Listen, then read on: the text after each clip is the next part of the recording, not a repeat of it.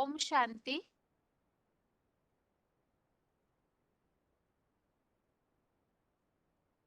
भगवत गीता श्लोक क्लास में आज का टॉपिक है 8 प्रश्नों के उत्तर हम समझ रहे हैं, जिसमें से पहले प्रश्न का उत्तर हमने इस तरह से समझा है कि भगवान सर्वव्यापी नहीं है और एक व्यापी है, तो वो शंकर महादेव के रूप में है, अर्थात परम पिता शिव इस संसार में कण कण में जर्रे जर्रे में व्यापी नहीं है। सभी मनुष्य मात्र में भी व्यापी नहीं है। जानवर, पशु, पंछी, कीड़े मकोड़े इनमें भी व्यापी नहीं है।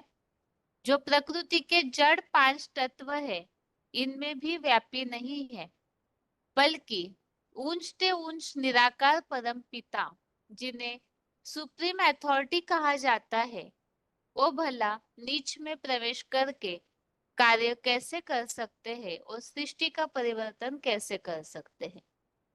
और इसी मान्यता को किस तरह से गलत है, भगवान को सर्वव्यापी मानना, उससे क्या नुकसान होता है, ये भी हमने समझा, जो कि दुनिया के पतन का मूल कारण है, भगवान को सर्वव्यापी मानना। और इसीलिए ही भगवान का एक व्यापी स्वरूप, जो शंकर में ही परम पिता शिव प्रवेश करके सृष्टि परिवर्तन का कार्य करते हैं, आसुरी तत्वों के विनाश का कार्य करते हैं, इस बात को हमने समझा है कि शंकर महादेव ही शिव समान बनते हैं और वही उनका एक व्यापी स्वरूप है, जो परम पिता को सगुण साकार रूप में प्रत्यक्ष करने के निमित्त भी बनते हैं। तो इन सब बातों को हमने इस तरह से समझा था कि भक्ति मार्ग में कई ऐसे प्रूफ है जिससे ये प्रमाण मिलता है कि शंकर ही है जो शिव समान निराकारी स्टेज को धारण करते हैं, शिव समान अजन्मा, अभोक्ता, अकर्ता बनते हैं। परम पिता शिव जिस तरह से सूर्य है, इसी तरह से इस धरती का चैतन्य सूर्य शंकर महादेव ही ईश्वर के ज्ञान के अकूट भंडार को धारण करके बनते हैं, जो उन्हें प्रत्यक्ष करने के निमित्त बनते हैं। इस तरह से बनते हैं जो भक्ति मार्ग में माना जाता है सगु नहीं, अगु नहीं, नहीं कछु भेदा, उभय हरे भव संभव खेदा। जिस तरह से परम पिता शिव सभी के दुखों का हरण करने वाले हैं, सूर्य की तरह सबके कचड़े को भस्म करने की जो विशेषता है, वो शंकर महादेव में भी आ जाती है। वही धरती का चैतन्य सागर भी बनते हैं, ज्ञान योग का अकूट भंडार भी बनते हैं। इसीलिए ही अन्य देवी देवताओं की तुलना में महादेव का जो चित्र है, वो सबसे निराला दिखाया जाता है। अब जो भी हमने शिव समान बने शंकर महादेव की महिमा भक्ति मार्ग के कई सारे उल्लेखों के प्रूफ प्रमाण समझे हैं। अब फिर बात आती है, ये जो चित्र बने हुए हैं, क्या ये चित्र तक ही सीमित है? भक्ति मार्ग में जो भी कथानक आते हैं, क्या वो कथाओं तक ही महादेव का वर्णन सीमित है? ऐसे नहीं है, क्योंकि जब गायन इतना है, सबके दुखों का हरण करने वाले, सबके सदगति दाता सदगुरु अकाल मूर्त एक महादेव के लिए कहा जाता है। आदम आदि देव आदिनाथ के रूप में, आदि पिता के रूप में, जगतम पितरम वंदे पार्वती परमेश्वरों के रूप में जिस महादेव का गायन है, तो वो केवल कथानकों तक ही सीमित कैसे हो सकते हैं? क्योंकि जिनका भी चित्र बना हुआ है, जिनके चरित्र होते हैं, उनका ही चित्र बनता है।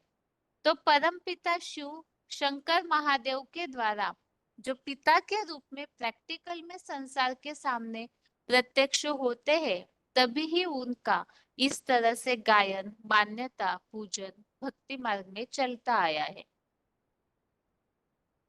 तो वो जो चरित्र है, उन्होंने प्रैक्टिकल में किया कब? तो इसके लिए हमने कई सारे उदाहरणों में पहले भी समझा।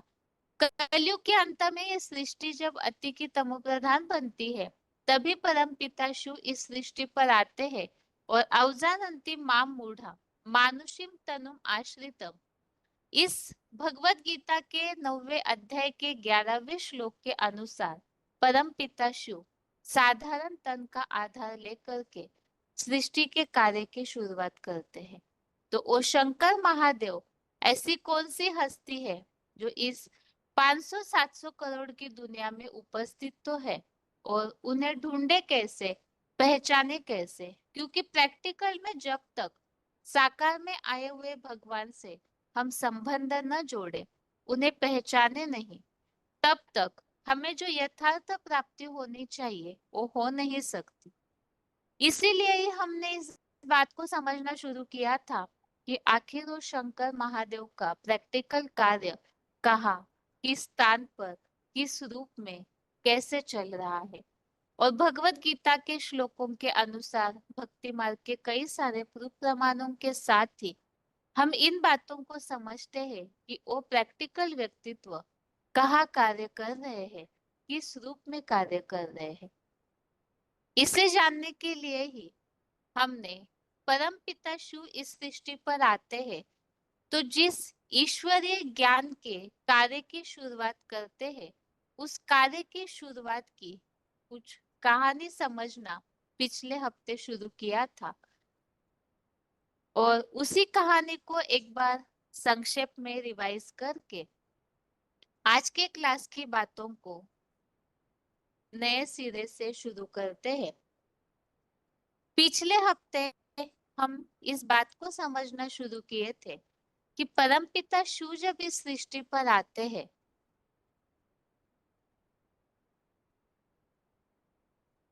परमपिता शिव इस सृष्टि पर आते हैं, तो वो खास करके ईश्वरीय ज्ञान की शुरुआत करते हैं, और उनके जो कार्य की शुरुआत है वो 3 मूर्तियों के द्वारा होती है। और उसी कार्य को हम समझ रहे थे कि परमपिता शिव जो है वो कल्याणकारी है। तो इस सृष्टि पर आते हैं तो तमो प्रधान पतित सृष्टि को सतो प्रधान बनाने के लिए कर्तव्य करना शुरू करते हैं। कलयुग अंत में जब ये सृष्टि आती की तमो प्रधान होती है, तो वो सृष्टि काल का समय जो है वर्तमान समय तो है ही, और कुछ वर्षों के पूर्व ही इस कार्य की शुरुआत जो होती है, तो भगवान का इस सृष्टि पर अवतरण ही भक्ति मार्ग में शिवरात्रि के रूप में माना जाता है, जिससे ही परमपिता के शब्दों में शिव जयंती कहा जाता है। परमपिता शिव जब इस सृष्टि पर आते हैं, तो वो कोई माता के गर्भ से जन्म नहीं लेते हैं, बल्कि दिव्य प्रवेश करके प्रत्यक्षता रूपी जन्म लेते हैं। क्योंकि परमपिता शिव अगर जन्म मरण के चक्र में आए, सामान्य मनुष्य आत्माओं की तरह गर्भ में प्रवेश करके जन्म ले, तो फिर कर्म बंधन में फंस जाएंगे, और इस सृष्टि की आत्माओं को निकालने वाला कोई रहेगा नहीं। इसीलिए ही अपना दिव्य कर्तव्य सृष्टि परिवर्तन का करने के लिए परम पिता शिव साधारण मनुष्य तन में प्रवेश करके दिव्य प्रवेश करते हैं, जिसे ही दिव्य अवतरण भी कहा जाता है। और वो जिस तन के द्वारा, जिनके द्वारा भी कार्य करते हैं, उनके इस कार्य की यादगार भक्ति मार्ग में मानी जाती है। भगवान के 3 कार्य है, स्थापना, विनाश और पालना। नई सृष्टि की स्थापना के लिए ईश्वरीय ज्ञान के द्वारा ब्राह्मण धर्म की स्थापना करना, और आसुरी तत्वों का इस सृष्टि से जब विनाश हो जाता है, तो वही ब्राह्मण सो देवता बनते हैं, उन दैवी सृष्टि की आत्माओं की पालना करना।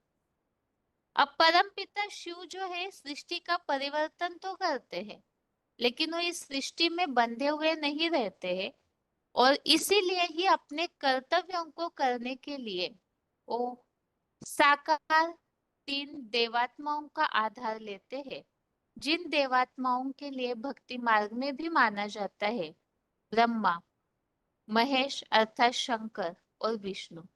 इनके द्वारा स्थापना, विनाश और पालना का कर्तव्य भगवान कराते हैं। तब ये जो आत्माएं हैं, अर्थात ब्रह्मा, विष्णु और महेश, इन्हें तो दिखाने में शास्त्रों में भी शरीर तो मनुष्यों के दिखाए हैं, बाकी जो रूप है उनका वो देवताओं की तरह दिखाया गया है। तो वास्तव में वो देवता है या मनुष्य, इसे हमने शुरू में ही समझा है जब हम भगवान सर्वव्यापी का टॉपिक समझ रहे थे। इसी में ही हमने समझा है कि भगवान जो है वो साधारण मनुष्यों का आधार लेते हैं, जो सतयुग त्रेता युग से चलते चलते द्वापर कलयुग में आते आते मनुष्य बन जाते हैं। तो ऐसे मनुष्य आत्माएं जो परम पिता के कार्य के लिए योग्य है, उनका आधार लेते हैं। और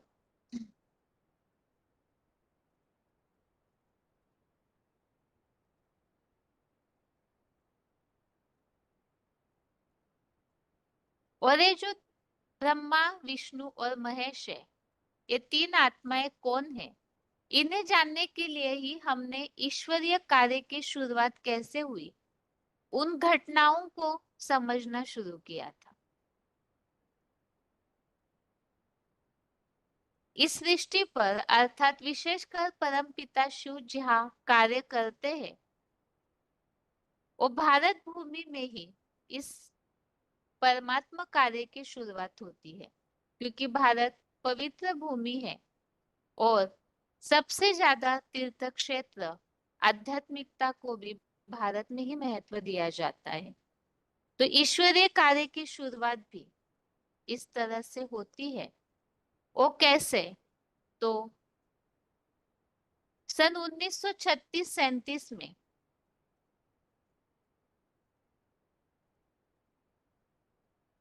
उस समय हिंदुस्तान पाकिस्तान का बंटवारा हुआ नहीं था।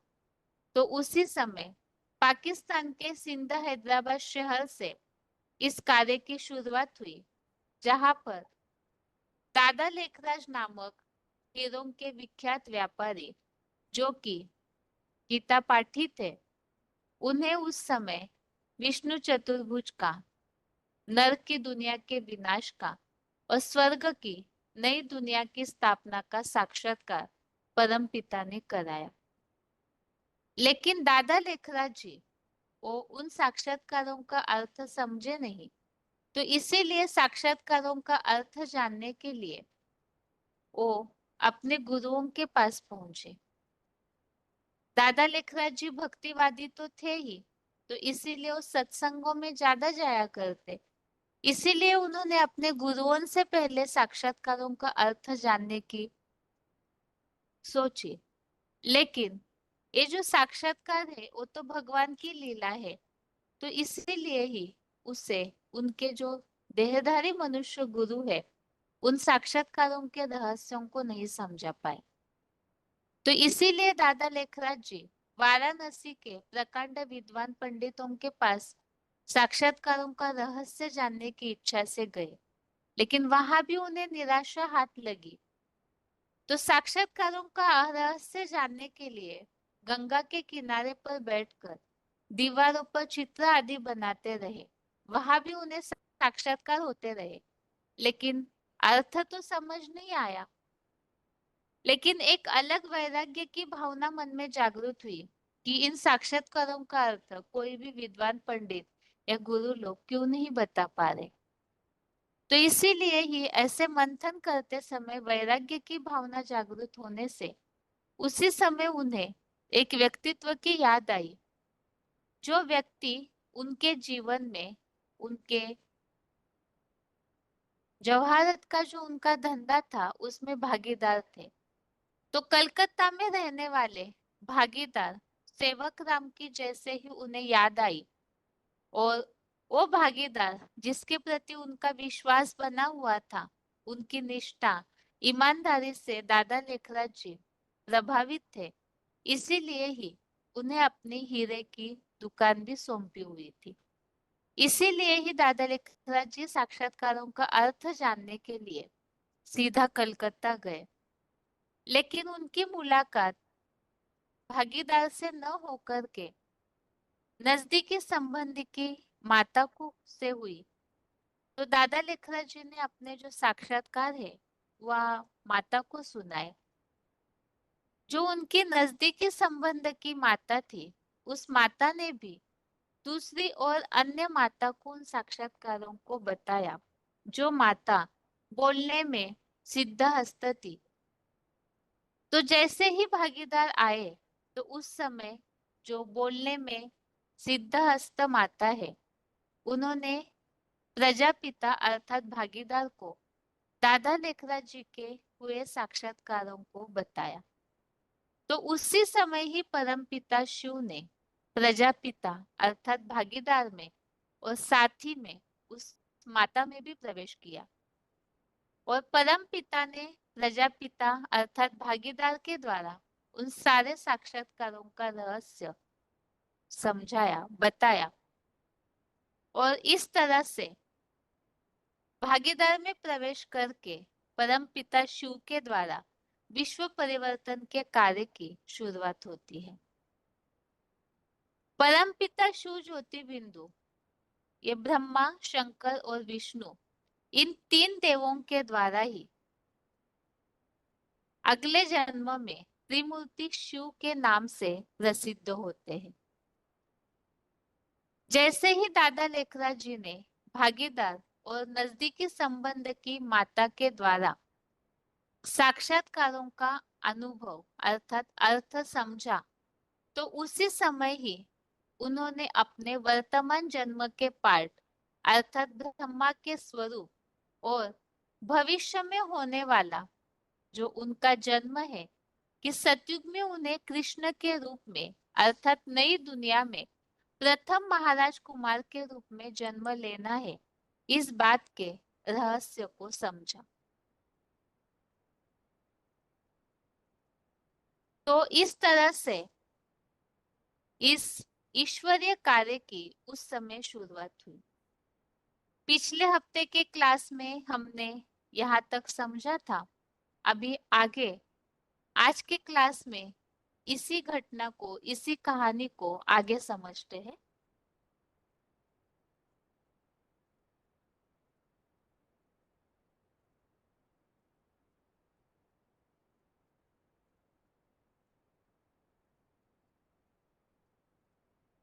तो यहाँ हमने इस कहानी को इस तरह से समझा है कि दादा लेखराज जी साक्षात्कारों का रहस्य जानने के लिए कलकत्ता गए।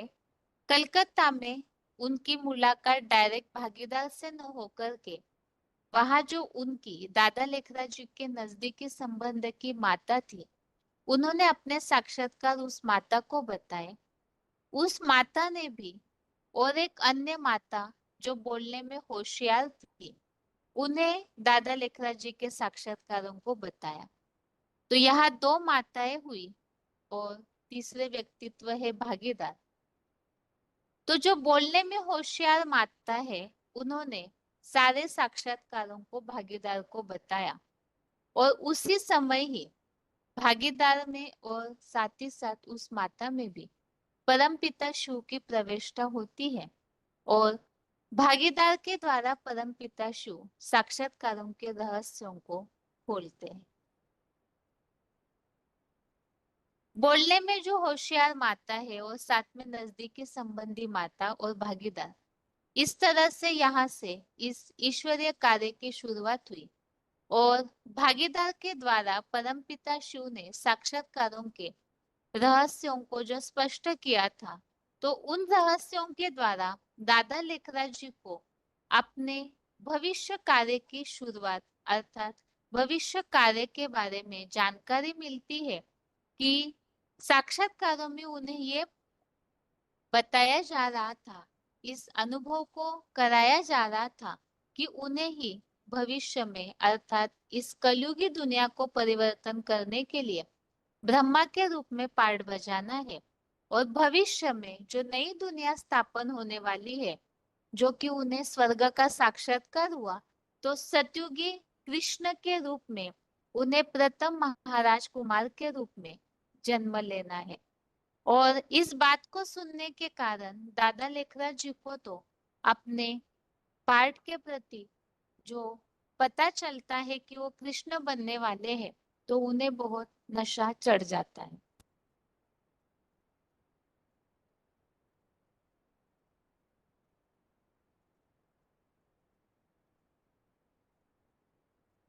तो इस तरह से परम पिता के एक कार्य की शुरुआत यहाँ होती है। यहाँ पर शुरुआत में चार आत्माएं तैयार हुई। एक तो दो माताएं भागीदार और साथ में दादा लेखराज जी, जिन्हें साक्षात्कार हुए थे और साक्षात्कारों का रहस्य ज्ञात हुआ था। इस तरह से एक छोटे से संगठन के द्वारा इस कार्य की शुरुआत हुई। शुरुआत में इस कार्य की शुरुआत जिंदा हैदराबाद में होती है। बाद में फिर ये कार्य कलकत्ता और फिर वहां से कराची में स्थानांतरित होता है। अर्थात समय अनुसार ये कार्य धीरे धीरे फिर कराची में जाकर के पहुंचता है। कुछ समय तक सिंध हैदराबाद में ही भागीदार के द्वारा और फिर कराची में माताओं के द्वारा परम पिता ने ज्ञान और राज्यों की शिक्षा दी। तो शुरुआत में जब एक कार्य की शुरुआत हुई तो ये ईश्वरीय परिवार, ये ईश्वरीय कार्य ओम मंडली के नाम से जाना जाता था। ओम मंडली की शुरुआत में ओम ओम की धुनी लगाई जाती थी और सभी ध्यान में चले जाते थे। और उस समय ऐसे भक्ति की लीला थी कि शुरुआत में जो भी उस ओम मंडली में आते थे उन्हें वैकुंठ का, श्री कृष्ण का साक्षात्कार हुआ करता था। और इस कारण से सिंधा हैदराबाद में जो ओम मंडली के कार्य की शुरुआत हुई तो वहां पर सिंधा हैदराबाद के जो भी रहिवासी थे वो धीरे धीरे इस कार्य की ओर आकर्षित होने लगे। तो इस तरह से ओम मंडली के कार्य की शुरुआत हुई। लेकिन समय अनुसार सन 46-47 तक परम पिता परमात्मा के कार्य के लिए जो निमित्त बनी हुई, मददगार बनी हुई आत्माएं हैं, वो तीन सदस्य अर्थात भागीदार आदि वाली जो दो माताएं थी, तो उनका देहावसन हो जाता है। अर्थात वो आत्माएं यज्ञ से शरीर छोड़ करके इस ईश्वरीय कार्य से चली जाती है। अब परम पिता ने जो इस ईश्वरीय कार्य की शुरुआत की है, ईश्वर जो है निराकार है। अब साकार सृष्टि के परिवर्तन के लिए उन्हें तो साकार माध्यम का आधार लेना पड़ेगा। अब ये तीनों सदस्य चले तो गए लेकिन ईश्वरीय कार्य तो रुक नहीं सकता, क्योंकि ये तो परम पिता का स्वयं का संकल्प है। तो इसीलिए ही उसके बाद दादा लेखराज जी के द्वारा जो कि उन्हें साक्षात्कार में अवगत कराया गया था कि उनके द्वारा भविष्य में ब्रह्मा के रूप में पाठ चलना है। तो इस तरह से दादा लेखराज जी के द्वारा इस विश्व परिवर्तन के कार्य को आगे बढ़ाया गया।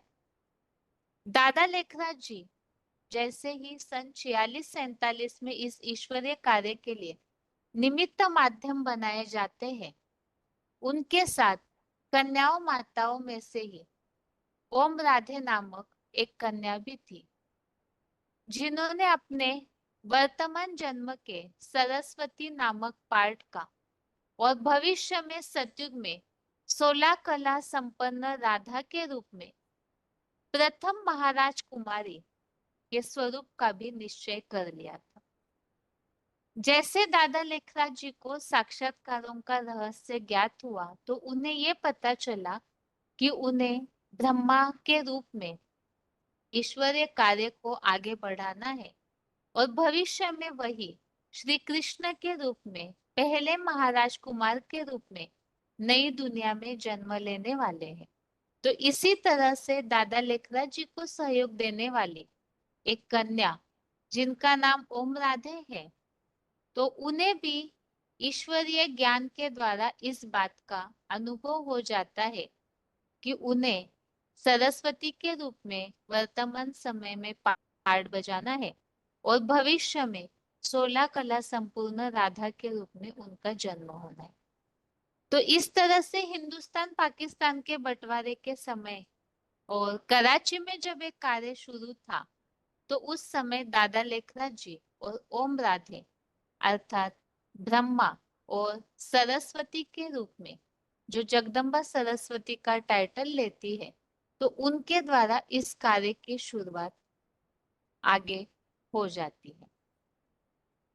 अब उसके बाद कराची से भी ये ईश्वरीय परिवार माउंट आबू राजस्थान में सन 1951 इक्यावन में 1951 में ट्रांसफर हो जाता है, स्थानांतरित हो जाता है। और साथ ही साथ में जैसे ये कार्य स्थान बदलता है, तो ओम मंडली से इस ईश्वरीय कार्य को नाम पड़ता है ब्रह्मा कुमारी ईश्वरीय विश्वविद्यालय। और इस तरह से सन 50-51 से फिर ब्रह्मा कुमारी ईश्वरीय विश्वविद्यालय के नामांकन के साथ ईश्वरीय कार्य का प्रचार प्रसार भी आरंभ हो जाता है।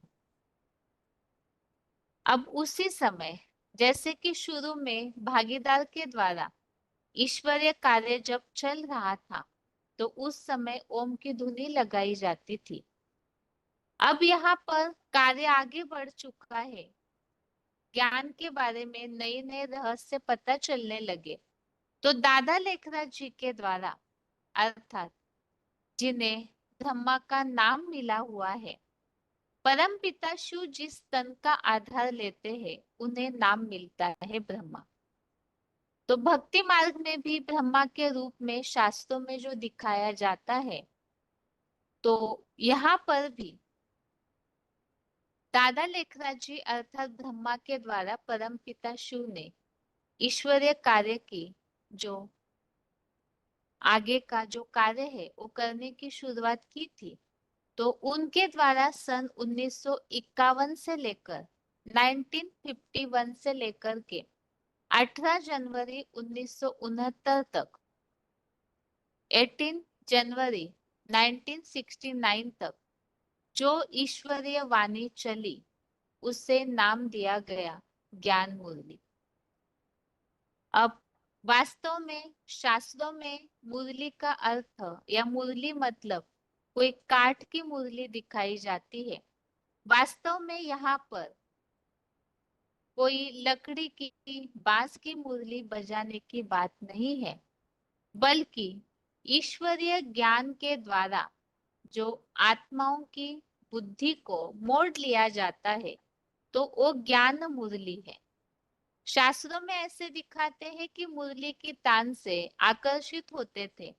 वास्तव में ईश्वरीय ज्ञान की वाणी में ही ऐसी जादू है, जिस ज्ञान मुरली से जिन्हें ईश्वर से स्नेह है, ऐसी आत्माएं, ऐसे लोग आकर्षित होकर के इस ईश्वरीय कार्य में जुड़ने लगे।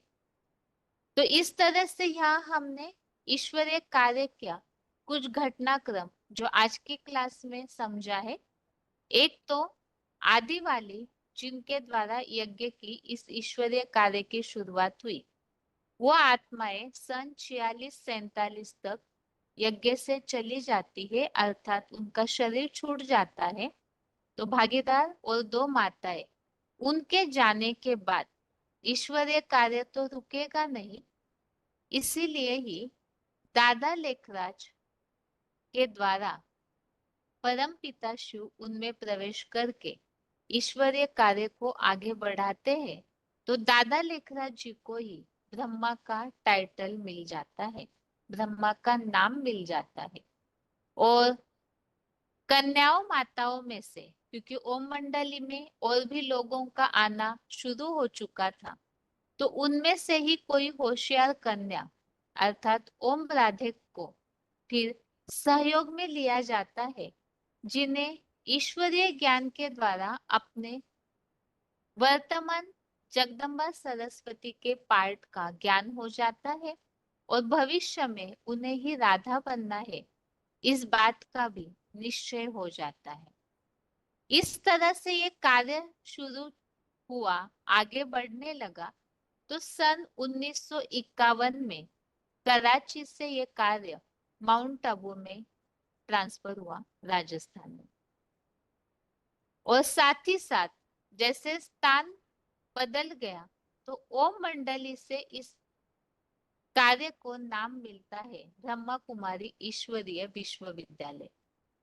और दादा लेखराज जी के द्वारा परम पिता शिव जो ईश्वरीय वाणी चला रहे थे, उस वाणी को ही नाम मिलता है ज्ञान मुरली, जो कि सन 1951 से लेकर सन 69 तक चलते रही।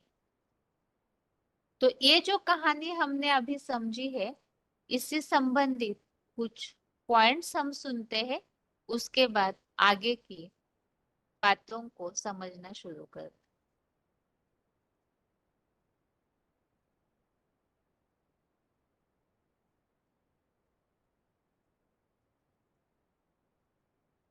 VCD नंबर 749, VCD नंबर 749, 47 में ब्रह्मा में परम पिता शिव की प्रवेशता और तब से लेकर के 1968-69 तक ज्ञान मुरली चली।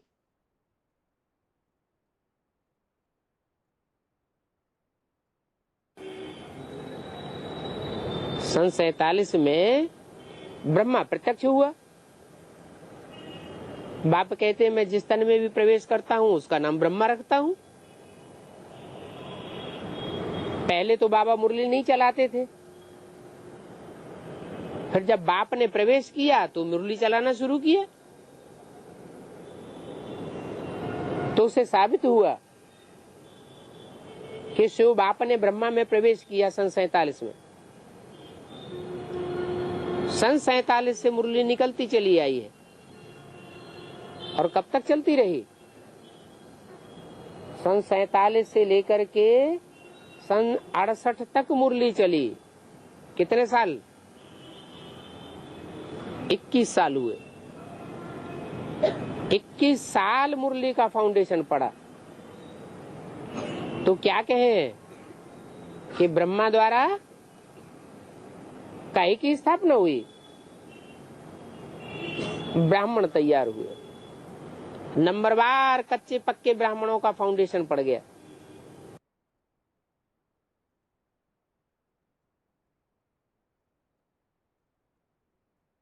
तो ब्रह्मा के द्वारा जो ज्ञान मुरली चली है, शास्त्रों में कहा जाता है ब्रह्मम वाक्यम जनार्दनम। तो वास्तव में वो ब्रह्मा का कौन सा वाक्य है जिन्हें ब्रह्मम वाक्यम जनार्दनम कहा जाता है?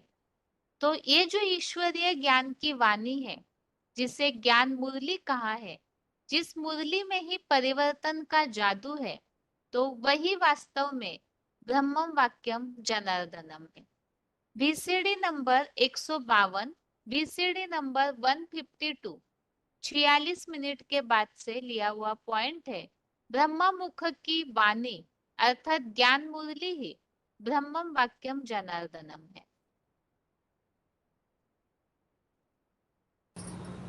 कहते भी है ब्रह्मम वाक्यम जनार्दनम। ब्रह्मा के वाक्यों को जो मानते हैं वो पक्के ब्राह्मण बनते हैं। शास्त्रों में तो बोला हुआ है, जब ये सृष्टि रची गई तो ब्रह्मा के मुख से ब्राह्मण निकले। अब कोई ब्रह्मा के मुख में मशीन थोड़ी ही रखी हुई थी, जो हुआ किया वो ब्राह्मण निकल पड़े। ये तो कवियों की प्रतीकात्मक लाक्षणिक अलंकारिक भाषा होती है कि ब्रह्मा के मुख से देवताएं निकले। इसका मतलब ब्रह्मा ने मुख से जो कुछ बोला, ब्रह्मा के मुख में उस निराकार परमपिता परमात्मा शिव ने प्रवेश होकर के जो कुछ बोला, उस बात को जिन्होंने माना वो ब्राह्मण हुए। तो ब्रह्मा मुख वंशावली ब्राह्मण होंगे तो ब्रह्मा के मुख से निकली हुई बात को जरूर मानेंगे।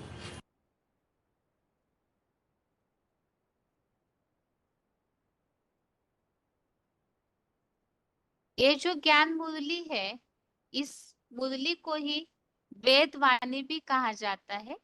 VCD number 1131, VCD number 1131 Brahma मुख की वाणी ज्ञान मुरली ही वेद वाणी है।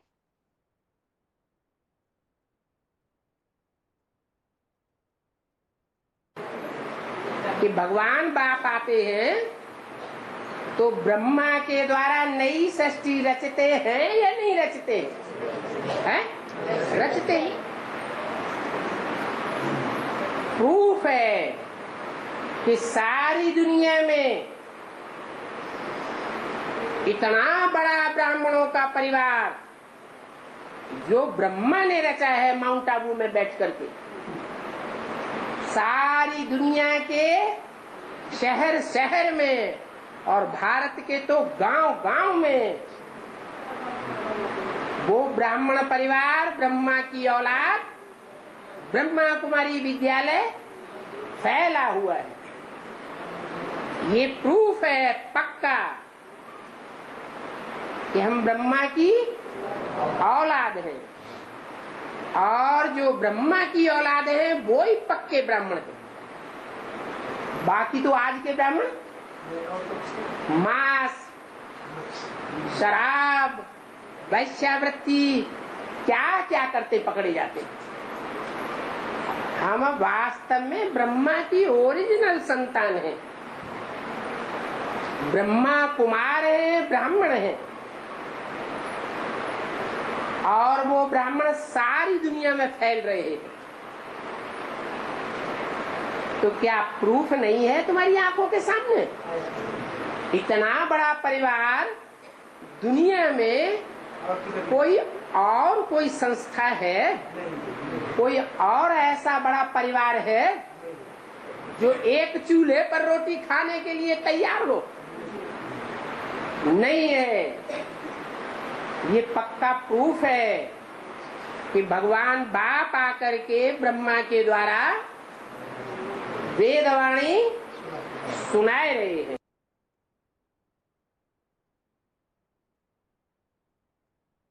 तो ज्ञान मुरली से आकर्षित होकर के जो आते हैं तो वही ब्रह्मा की संतान ब्राह्मण कहलाए जाते हैं। तो ब्रह्मा कुमारी विद्यालय में जो जो धीरे धीरे ऐड होते गए तो वही ब्राह्मण बने। और इन ब्राह्मणों में भी दो कैटेगरीज बनती है, एक तो कुख वंशावली और दूसरे मुख वंशावली। तो जो ज्ञान मुरली से आकर्षित होकर जो परम पिता शिव ब्रह्मा मुख द्वारा ज्ञान देते हैं, तो उस ज्ञान से आकर्षित होकर के जो ब्राह्मण बनते हैं वो मुख वंशावली ब्राह्मण कहे जाते हैं। ब्रह्मा की संतानी ब्राह्मण है। VCD number 152।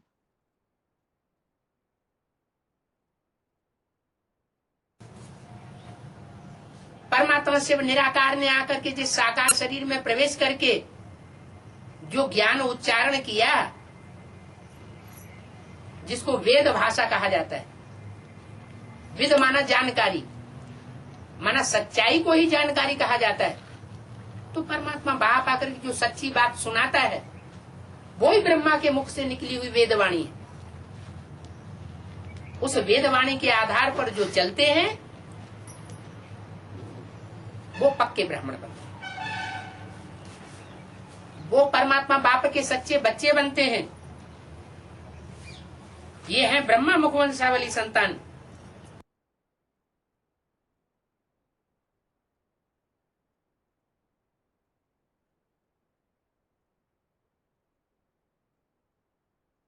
अब यहाँ से आगे ब्रह्मा कुमारी विद्यालय नाम की शुरुआत हुई। VCD number 303, VCD number 303।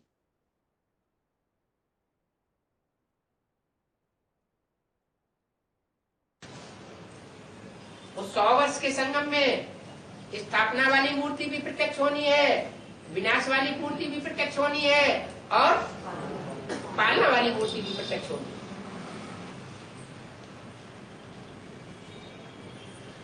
जैसे ब्रह्मा के लिए 1947 में फाउंडेशन पड़ा, जब सुप्रीम सोल ने ब्रह्मा के मुख में प्रवेश करके ज्ञान सुनाना आरंभ किया। तब से साबित हुआ ये ब्रह्मा का पाठ चालू हुआ। उससे पहले कोई भी दादा लेखराज को ब्रह्मा समझता ही नहीं। माउंट आबू में आए और संस्था का नाम बदल दिया गया। पहले नाम क्या था? ओम मंडली था। और माउंट आबू में क्या नाम पड़ गया? ब्रह्मा कुमारी ईश्वरीय विश्वविद्यालय। तो नाम काम के आधार पर पड़ा या ऐसे ही पड़ गया? ओम मंडली भी नाम काम के आधार पर पड़ा था। जब ओम मंडली नाम पड़ा तो ओम ओम ध्वनि का उच्चारण होता था, इसलिए उसका नाम पड़ा ओम मंडली। शास्त्रों में भी लिखा हुआ है कि ब्रह्मा के मुख से पहला अक्षर निकला ओम। ऐसे ही ब्रह्मा कुमारी ईश्वरीय विश्वविद्यालय नाम पड़ा। जब माउंट आबू में आए तो जो लोग आए उनकी बुद्धि में ये पक्का बैठ गया कि ये ब्रह्मा का पाठ है। भले उन्होंने ये नहीं जाना कि ये कालीवाहक ब्रह्मा है,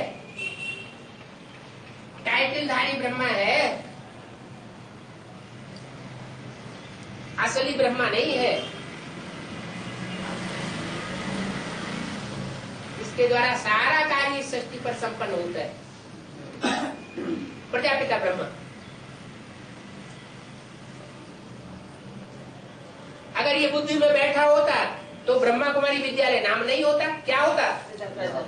पहले ही प्रजापिता ब्रह्मा कुमारी ईश्वर विश्वविद्यालय नाम होता। वो सारी मनुष्य सृष्टि का पिता वो उस समय बुद्धि में नहीं था, इसलिए ब्रह्मा कुमारी ईश्वर विश्वविद्यालय नाम पड़ा।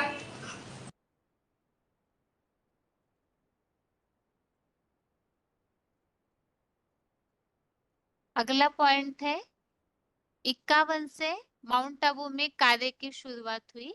VCD number 1409, VCD number 1409 10 minute के बाद से लिया हुआ पॉइंट है।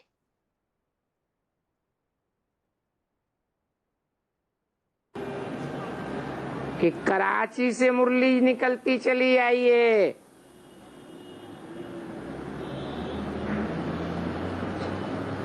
हिंदुस्तान पाकिस्तान का जब बंटवारा हुआ तब मुरली भी चलना शुरू हुई। तब इनका नाम भी ब्रह्मा प्रसिद्ध हुआ, क्योंकि मैं जिस तन में प्रवेश करता हूँ उसका नाम ब्रह्मा प्रसिद्ध होता है।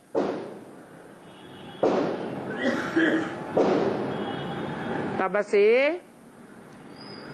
ओम मंडली नाम बदल करके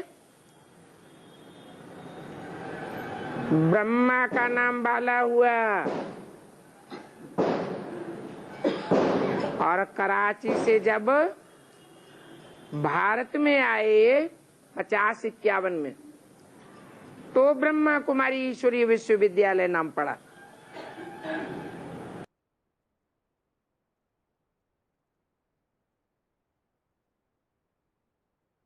अभी अगला टॉपिक हम समझते हैं।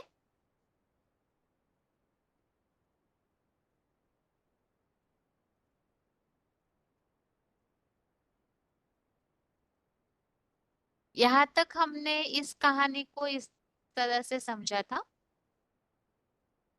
सन 1936-37 में इस ईश्वरीय कार्य की शुरुआत हुई। दादा लेखराज जी को साक्षात्कार हुए और उन साक्षात्कारों का रहस्य जानने के लिए वो अपने भागीदार के पास कलकत्ता गए। वहां पर भागीदार में परमपिता शिव की प्रविष्टा हुई और साथ में वो नजदीकी संबंध की माता और एक बोलने में जो होशियार माता है, इस तरह से वो 3 आत्माएं और परमपिता शिव के द्वारा भागीदार में प्रवेश करके दादा लेखराज जी के साक्षात्कारों का रहस्य स्पष्ट किया गया, जिसमें दादा लेखराज जी को इस बात का ज्ञान होता है कि उन्हें ही ब्रह्मा के रूप में आगे पार्ट बजाना है, और साथ में वही भविष्य में कृष्ण बनने वाले हैं। इस तरह से इन चार आत्माओं के द्वारा उस समय अर्थात सन 1936-37 में ईश्वरीय कार्य की शुरुआत हुई। उसके बाद ये कार्य जो है सिंधा हैदराबाद में ओम मंडली के नाम से शुरू होता है, और फिर सिंधा हैदराबाद से ये कार्य कराची में ट्रांसफर होता है। कराची में पहुंचने तक जो दो माताएं हैं और साथ में भागीदार, इन सब का 46-47 आते आते शरीर छूट जाता है। सन 42 में भागीदार वाली आत्मा, जो कि प्रजापिता के रूप में परम पिता शिव ने जिनके द्वारा कार्य की शुरुआत की, और सन 46-47 में वो दो माताएं, तो तीनों जो मुख्य आत्माएं हैं वो, उनका जब शरीर छूट जाता है तो सारी जिम्मेवारी ईश्वरीय कार्य की दादा लेखराज जी के ऊपर आती है, और परम पिता शिव उनमें प्रवेश करके इस ईश्वरीय कार्य को आगे शुरू करते हैं, आगे बढ़ाते हैं। तो दादा लेखराज जी में परम पिता शिव की प्रविष्टा होने का ये प्रमाण है कि एक तो उनका नाम ब्रह्मा वहां से शुरू होता है, और साथ ही में ब्रह्मा के द्वारा दादा लेखराज जी के द्वारा ही परम पिता शिव ने ईश्वरीय ज्ञान को सुनाना शुरू किया, जिसे ही ज्ञान मुरली कहा जाता है। इस ज्ञान मुरली के लिए ही भक्ति मार्ग में ये कहा जाता है ब्रह्मम वाक्यम जनार्दनम, वही वेद वाणी भी कही जाती है। तो ये ईश्वरीय ज्ञान के द्वारा ही ईश्वरीय कार्य को आगे बढ़ाया जाता है, और ब्रह्मा के मुख से जिन्होंने ज्ञान सुना समझा वो फिर ब्राह्मण कहे जाते हैं। इन ब्राह्मणों में भी दो कैटेगरीज हो जाती है। कोई तो मुख वंशावली ब्राह्मण है जो देह की तरफ आकर्षित होने वाले, और कोई मुख वंशावली जिन्हें ज्ञान महत्वपूर्ण लगता है तो वो ब्रह्मा मुख वंशावली ब्राह्मण है। तो इस तरह से जो हमने समझा था, कन्याओं माताओं में से जो ओम राधे हैं उन्हें ईश्वरीय ज्ञान के द्वारा इस बात का एहसास होता है, निश्चय हो जाता है कि वही जगदम्बा सरस्वती के रूप में इस ईश्वरीय कार्य में सहयोग देने वाली है, और भविष्य में उन्हें ही 16 कला संपन्न राधा के रूप में सतयुग में जन्म लेना है।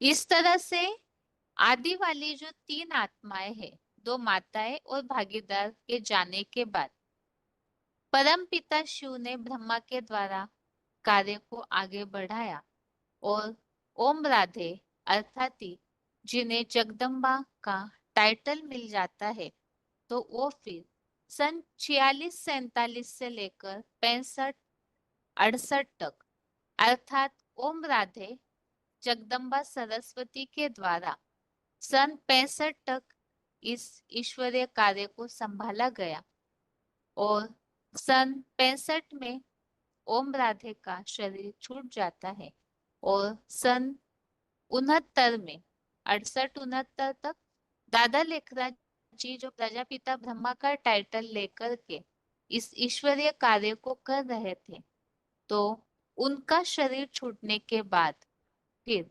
18 जनवरी 69 में दादा लेखराज जी के देहावसान के बाद ब्रह्मा कुमारी प्रकाशमणि ने इस संस्था की बागडोर संभाली। अर्थात दादा लेखराज जी के शरीर छूटने के बाद उसी संस्था में चलने वाली बड़ी बहन के रूप में जो ब्रह्मा कुमारी प्रकाशमणि है, उन्होंने इस कार्य को संभाला, और उनके भी जाने के बाद दीदी जानकी जी ने देश विदेश में इस संस्था की मुख्य संचालिका बनकर के कार्य को संभाला।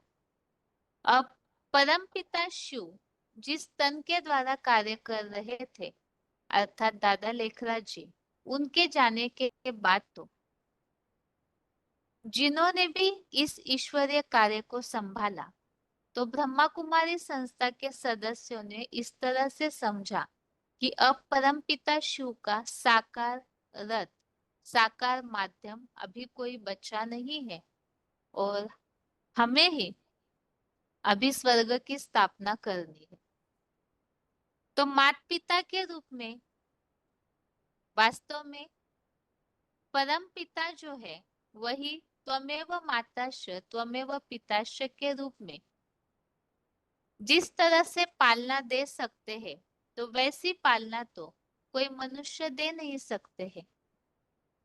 तो परम पिता ने ही इस ईश्वरीय कार्य की शुरुआत की, लेकिन उनके द्वारा जो उनका साकार माध्यम बने थे वो कोई भी न रहने के कारण ये जो ब्रह्मा कुमारी विद्यालय का परिवार है वो ईश्वरीय परिवार जैसे बिना माता पिता के बच्चे अनाथ होते हैं, तो इस तरह से वो ईश्वरीय परिवार भी अनाथ हो गया और जिसका प्रभाव उस संस्था के कार्य व्यवहार पर दिखने में स्पष्ट आता है।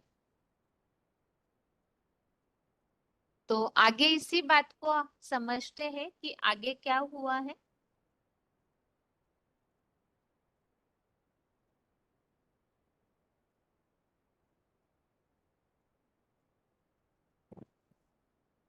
तो टाइटलधारी माता पिता जो दादा लेखराज जी ब्रह्मा के रूप में और जगदम्बा सरस्वती के रूप में ओम राधे जो इस ईश्वरीय कार्य को संभाल रहे थे, इस संबंधित पॉइंट है वार्तालाप number 781, discussion number 781, 53 minute 53 minutes के बाद से लिया हुआ पॉइंट।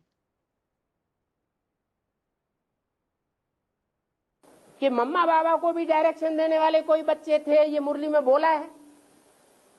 मुरली में ये प्रूफ मिल रहा है। तो आपने जान लिया कि आज में भी जगदम्बा थी, और जब वो जगदम्बा प्रैक्टिकल पार्ट बजाने वाली मूल पार्टधारी जगदम्बा चली गई तो मम्मा निमित्त बनी।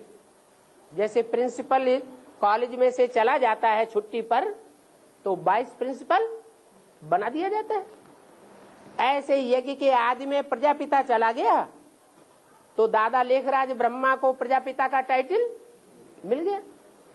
ऐसे ही मम्मा को भी जगदम्बा का टाइटल मिल गया।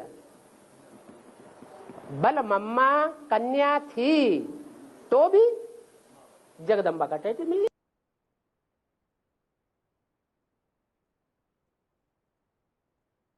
अब इस तरह से जैसे हमने समझा कि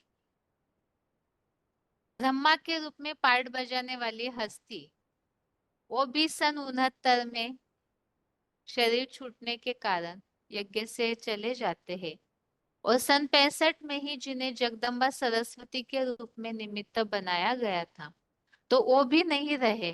तो बिना माता पिता के ईश्वरीय परिवार अर्थात ब्रह्मा कुमारी संस्था जो अनाथ के रूप में होने लगी, क्योंकि जिनके ऊपर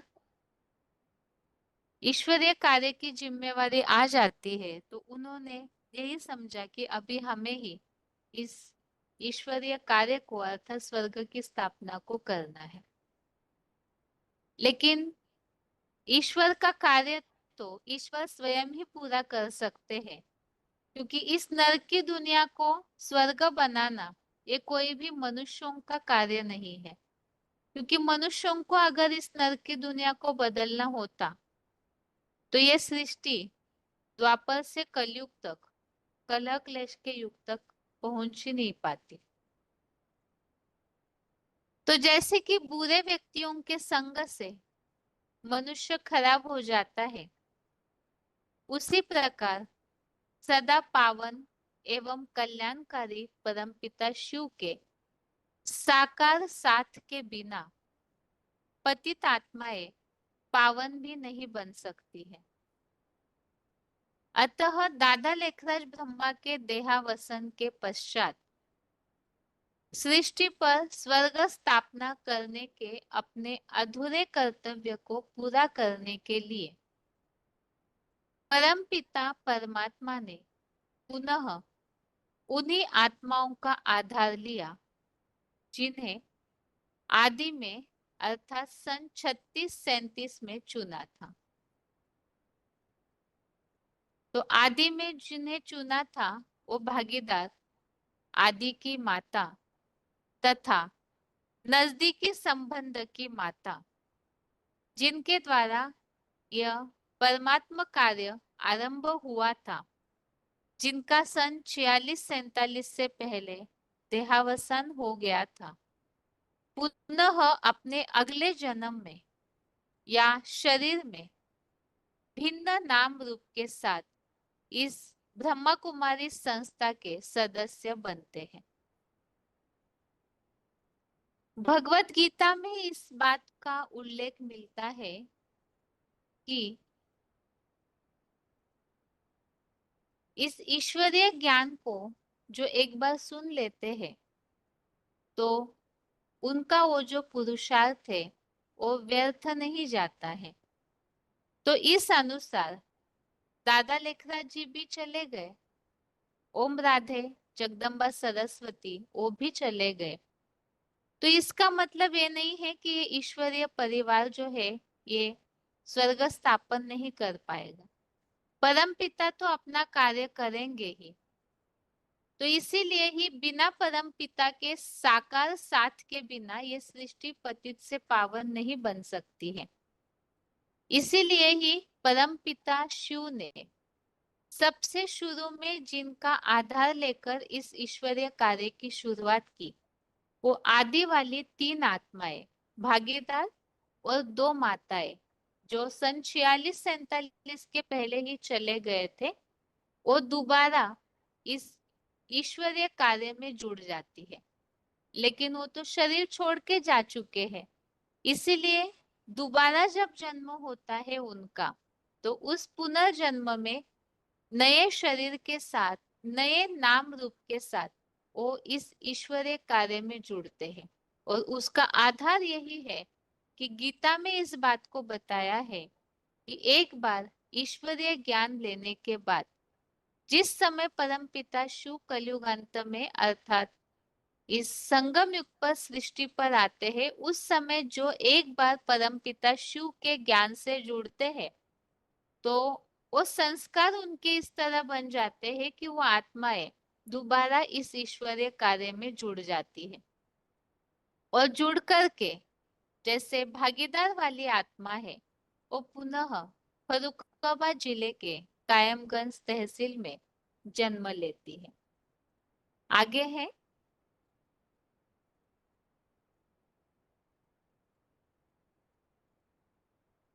आदि वाली जो आत्माएं है वो दोबारा इस ईश्वरीय कार्य में आती है। इसके प्रमाण के लिए ही कुछ पॉइंट सुनते हैं। VCD नंबर 792, VCD नंबर 792, आदि वाली आत्माओं का फिर से ज्ञान यज्ञ में आना।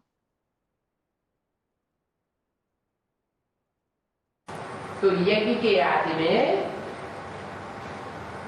जिस व्यक्तित्व के पास जाकर के ब्रह्मा ने अपने साक्षात्कारों का रहस्य समझा था, वो ही व्यक्तित्व आत्मा जो पूर्व जन्म में थी, ब्रह्मा को ज्ञान का बीज डालने वाली साकार, वो ही आत्मा शरीर छोड़ने के बाद फिर दोबारा यज्ञ में आती है और आने के बाद ब्राह्मण बनती है और उस ब्राह्मण बच्चे में शिव बाप ब्रह्मा का शरीर छोड़ने के बाद प्रवेश कर ब्रह्मा के तन में मां के रूप में और उस ब्राह्मण बच्चे के तन में बाप के रूप में पाए।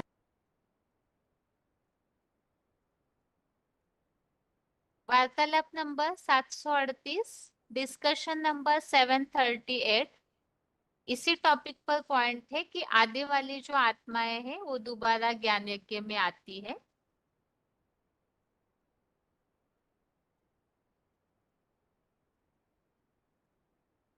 है मम्मा की शरीर छोड़ने के साथ ही साथ वो लक्ष्मी नारायण वाली आत्मा जो सृष्टि के बीज हैं, उनमें लक्ष्मी वाली आत्मा पहले ज्ञान में आ जाती है, वो जड़ है। और प्रजापिता वाली आत्मा फिर ब्रह्मा बाबा की शरीर छोड़ने के बाद आ जाती है। मम्मा की शरीर छोड़ने के बाद वो दोनों माताएं जन्म ले लेती है। एक ज्ञान में जन्म लेती है और एक शरीर से जन्म लेती है। दो माताएं हैं ना, एक जगदम्बा और एक भारत माता। आगे है, तो जिस तरह से ईश्वर के कार्य के लिए निमित्त बनी हुई जो आत्माएं हैं दोबारा यज्ञ में आना शुरू होता है, तो उनकी पहचान कैसे होगी और ये कैसे पता चलेगा कि वो वही आत्माएं हैं। तो इन सब बातों के लिए, क्योंकि परमपिता शिव जैसे आदि में भागीदार के द्वारा कार्य शुरू किए, वो तो चले गए। उसके बाद दादा लेखराज जी के द्वारा जब तक सन 69 तक कार्य चला, तो सन 69 में, सन 69 में दादा लेखराज जी भी शरीर छोड़ देते हैं। तो फिर ईश्वरीय कार्य को करने के लिए वही आदि वाली आत्माएं दोबारा निमित्त बनती है, पुनः इस ईश्वरीय ज्ञान यज्ञ में आती है, जुड़ती है और ईश्वरीय कार्य को आगे बढ़ाती है। तो इन बातों को हम कैसे स्वीकार करें? तो वास्तव में भगवान स्वयं अपना आकर के परिचय देते हैं।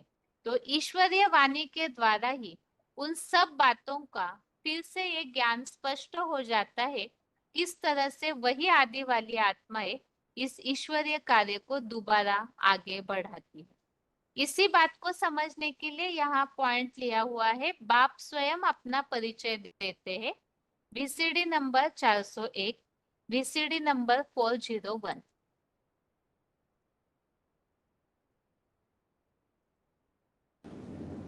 और बाप ही बैठ करके अपना परिचय देते हैं। बाप का परिचय बाप के सिवाय और कोई दे नहीं सकता। ऐसा परिचय सारी दुनिया में कोई के पास नहीं है। कैसा परिचय? जैसा परिचय बाप आकर के देते। बाप को खुद ही अपना परिचय आकर के देना पड़ता है। कौन से बाप को? शिव बाप को। और कोई दूसरे बाप को अपना परिचय नहीं देना पड़ता है। प्रजापिता भी है। प्रजापिता जब तक स्वयं अपना परिचय अपने आप न दे, तब तक कोई जान नहीं सकता। भले शिव बाप उसमें प्रवेश करता है, लेकिन न कोई शिव बाप को पहचान सकता और न कोई प्रजापिता को पहचान सकता। आगे है, तो इस तरह से हमने इस बात को समझा कि भगवान स्वयं आकर के अपना परिचय देते हैं, अर्थात जिस तन के द्वारा पुनः परम पिता को कार्य करना है, पाठ बजाना है, तो प्रजापिता वाली आत्मा दोबारा यज्ञ में आती है, वही भागीदार वाली आत्मा। तो उनके परिचय के बारे में भी परम पिता ने ब्रह्मा मुख द्वारा जो ज्ञान मुरलियां चली है, उसी में ही उनके बारे में भी सारी बातों को स्पष्ट किया है। और इन सब बातों के उल्लेख जो है भक्ति मार्ग में भी मिलते हैं। तो इन्हीं सब बातों को हम आगे के क्लास में समझेंगे, जिसमें हमने शुरू में ही समझा कि भगवान का जो एक व्यापी स्वरूप है, तो उस स्वरूप को जानने के लिए ही परम पिता प्रैक्टिकल में किस तरह से इस ईश्वरीय कार्य को करते हैं। वो तीन मूर्तियां ब्रह्मा, विष्णु और महेश, ब्रह्मा द्वारा स्थापना, शंकर द्वारा विनाश और विष्णु द्वारा पालना। तो उसमें से जो शंकर वाले व्यक्तित्व है वो किस तरह कार्य करते हैं, उन्हें जानने के लिए ही हमें आगे की कहानी को समझना होगा। तो आदि वाली जो आत्माएं हैं वो दोबारा उनका यज्ञ में आना शुरू होता है। तो उनका परिचय भी यहाँ मिलता है।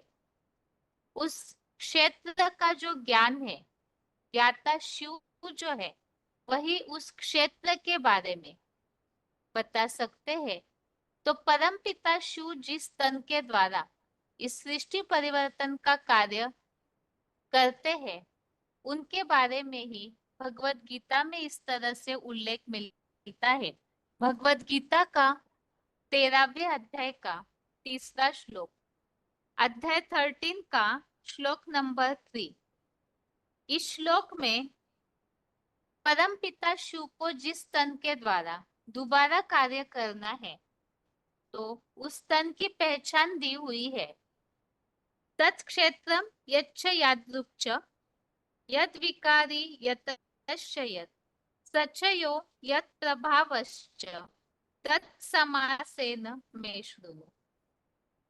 अर्थात वह जो क्षेत्र रूपी देह जो जैसी है और जैसा विकारी है, और जो भी है, जहां से भी है, जो भी है और जिस प्रभाव वाला है, वो संक्षेप में मेरे से सुन। तो भगवत गीता में 13वें अध्याय के दूसरे श्लोक में भी इस बात को स्पष्ट किया है कि क्षेत्र और क्षेत्रज्ञ का जो ज्ञान है वही सच्चा ज्ञान है, ऐसा मेरा मत है। तो क्षेत्र अर्थात अर्जुन जिस तन के द्वारा परम पिता शिव इस सृष्टि परिवर्तन के कार्य को करते हैं, जिन्हें ही भक्ति मार्ग में अलग रूप से अर्थात महादेव शंकर के रूप में माना जाता है, तो वो किस तरह से परम पिता शिव कार्य करते हैं, उन्हें जानने के लिए ही सबसे पहले है काल, अर्थात परम पिता शिव जिस समय इस सृष्टि पर पाठ बजाते हैं। शुरू में हमने इन बातों को समझा है, लेकिन यहाँ पर हम इस टॉपिक को प्रैक्टिकल में परम पिता शिव किस तरह से कार्य कर रहे हैं, इस बात को, इस प्रसंग को समझने के लिए इस टॉपिक को समझ रहे हैं कि उस क्षेत्र का परिचय देने के लिए बाप स्वयं अपना परिचय देते हैं, परम पिता शिव अपना भी परिचय देते हैं, और प्रजापिता जो क्षेत्र है जिस तन के द्वारा सृष्टि परिवर्तन किया जा रहा है, वही शंकर महादेव भी है जिनके द्वारा ये सृष्टि परिवर्तन होता है। उनके कार्य की शुरुआत और समय की पहचान भगवत गीता में दी हुई है।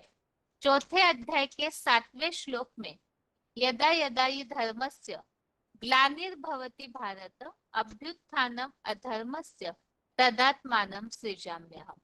और इस काल के बारे में ही यह स्पष्ट किया है, जब जब धर्म की ग्लानि होती है तब तब भगवान इस सृष्टि पर आकर के सृष्टि परिवर्तन का कार्य करते हैं।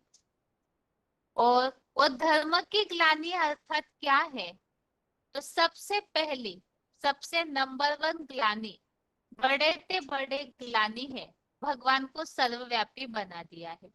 दूसरी भूल है, कृष्ण बच्चे को गीता माता का पति, गीता पति भगवान बना दिया है। भारतवासी ही अपने भगवान को सर्वव्यापी बताकर गाली देते हैं। सब संसारी रास्ता भटकते हैं, तभी शिव बाप आते हैं कलयुग के अंत में, जब सब धर्म मौजूद होते हैं और सतयुग के आदि में पुरुषोत्तम संगम युग में आते हैं। तो यहाँ पर परम पिता शिव के आने का समय और कारण बताया है। जब धर्म की ग्लानि होती है तभी परम पिता शिव इस सृष्टि पर आते हैं। और धर्म ग्लानि क्या है? पहली तो है भगवान को सर्वव्यापी मान लिया। दूसरी धर्म की ग्लानि है, कृष्ण बच्चा है जो कि गीता की पढ़ाई पढ़ करके कृष्ण का टाइटल अर्थात कृष्ण का पद पा लेते हैं। उस कृष्ण बच्चे को ही गीता माता का पति, गीता पति भगवान बना दिया है। गीता से जिसने पद पाया है तो उससे ही गीता का पति बना दिया, ये सबसे बड़ी ग्लानि है। और ऐसे धर्म ग्लानि जब होती है संसार की दुर्गति होती है, तभी परम पिता शिव इस सृष्टि पर आते हैं। तो बाप अपना परिचय जब देते हैं तो सबसे पहले समय, जिस समय परम पिता शिव इस सृष्टि पर आते हैं, उस समय की पहचान यहाँ दी हुई है। अभी अगला टॉपिक हम समझते हैं कि भगवान किस स्थान में, किस देश में और कहाँ पर किस तरह से पाठ बज जाते हैं। आगे है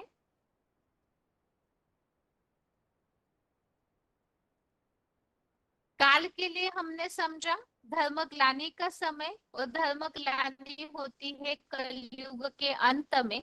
इसी तरह से देश के लिए भी भगवान अपना परिचय देते हैं, तो देश के बारे में भी बताया हुआ है। भारत ही भगवान की अवतरण भूमि है, भारत ही परम पवित्र है, और वह आकर के पवित्र ज्ञान देते हैं। भगवान परम पवित्र है, वो आकर के पवित्र ज्ञान देते हैं, तो आते भी है पवित्र स्थल में, जहाँ पवित्रता को और देशों के मुकाबले बहुत मान्यता दी जाती है। यह अविनाशी खंड है जो कभी विनाश नहीं होता है। अब यहाँ पर भगवान के अवतरण भूमि बताई हुई है, भारत भूमि। क्योंकि भारत जैसे भगवान पवित्र है, तो उन्हें पवित्र भूमि पसंद आती है।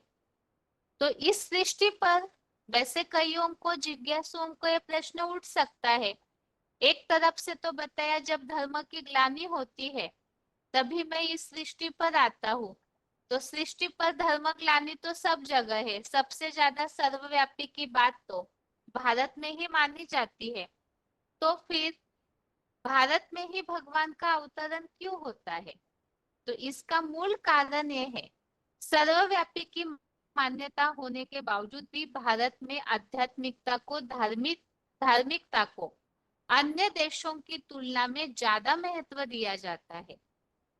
दूसरी बात है, जैसे भगवान पवित्र है, तो इसी तरह से भारत में कलयुग के अंत में भी और अन्य धर्मों, अन्य देशों की तुलना में पवित्रता का महत्व ज्यादा है, और इसीलिए ही भगवान को भारत भूमि भी आकर्षित करती है। और तीसरी बात है, भारत ही एक ऐसा अविनाशी खंड है जिसका कभी विनाश नहीं होता है। और इसका प्रमाण ये है, अन्य जितने भी देश है, हिस्ट्री अगर देखे, भूगोल में अगर टटोला जाए, तो ये देखा जाता है ये भारत जो है इसका इतिहास बहुत पुराना है।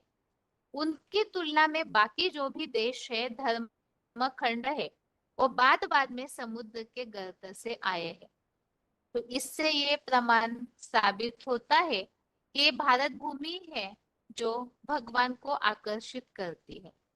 अब भारत भूमि में भी भगवान किस स्थान पर आते हैं, तो इस प्रदेश के लिए भी बताया हुआ है, जहां पर सबसे ज्यादा भगवान के यादगार बने हुए हैं।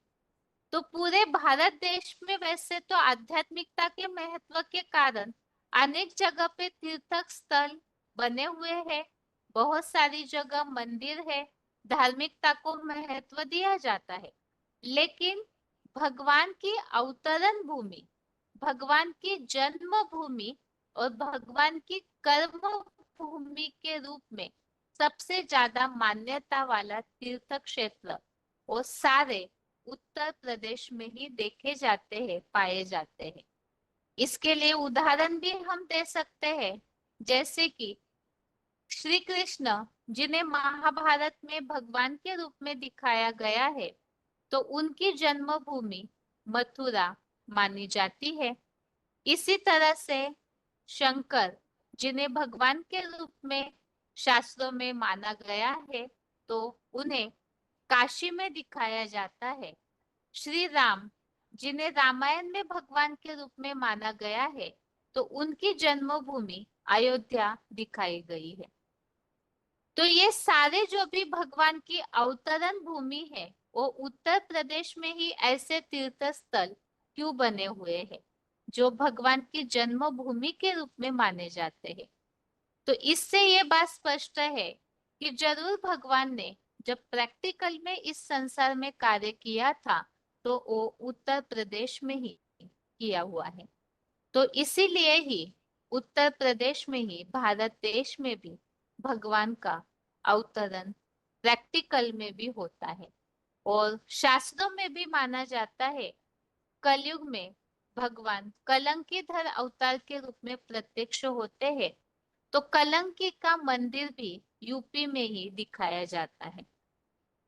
तो इन सब प्रमाणों से क्योंकि हमने समझा है भगवान अपना स्वयं आकर परिचय देते हैं, तो इस परिचय में उनका काल समय हमने देखा जब धर्म की ग्लानि होती है। तो जहां धर्म की ग्लानि सर्वव्यापी रूपी होती है तो उसी भूमि पे ही भगवान आते हैं। वो भारत भूमि है जहाँ आध्यात्मिकता को भी महत्व दिया जाता है, पवित्रता को भी, वो अविनाशी खंड भी है। और इतने बड़े भारत देश में भी कहाँ ढूंढे भगवान को, तो उसमें भी भक्ति मार्ग में ही प्रमाण मिलते हैं, जो कि भगवान की जन्मभूमि के रूप में अयोध्या और मथुरा सबसे ज्यादा प्रसिद्ध है। और काशी विश्वनाथ के रूप में शंकर की नगरी भी, काशी नगरी भी उत्तर प्रदेश में ही दिखाई जाती है।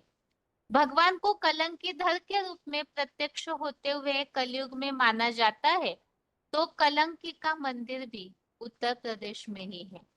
तो इन सब से ये बात तो स्पष्ट हो गई कि भारत में भी उत्तर प्रदेश में ही भगवान का अवतरण प्रैक्टिकल में भी होता है। आज के लिए ये कहानी तो यहाँ तक ही हम समझे हैं। आगे के क्लास में हम समझेंगे इतने बड़े उत्तर प्रदेश में भी ऐसे कौन से प्रमाण मिलते हैं भगवान का वो प्रैक्टिकल रथ, अर्थात वो भागीदार वाली आत्मा और प्रजापिता वाली आत्मा जब अपना दोबारा जन्म लेती है तो किस स्थान पर, किस जिले में, किस गांव में, किस रूप से प्रत्यक्ष होती है, उन्हें कैसे पहचाना जाता है। तो इस तरह से आज की क्लास में भगवान का एक व्यापी स्वरूप अर्थात शंकर महादेव इस तरह से है। ये कहानी हमने यहाँ तक समझी है। इसके आगे की कहानी अगले क्लास में समझते हैं। आज के लिए गीता क्लास यहाँ तक ही। ओम शांति।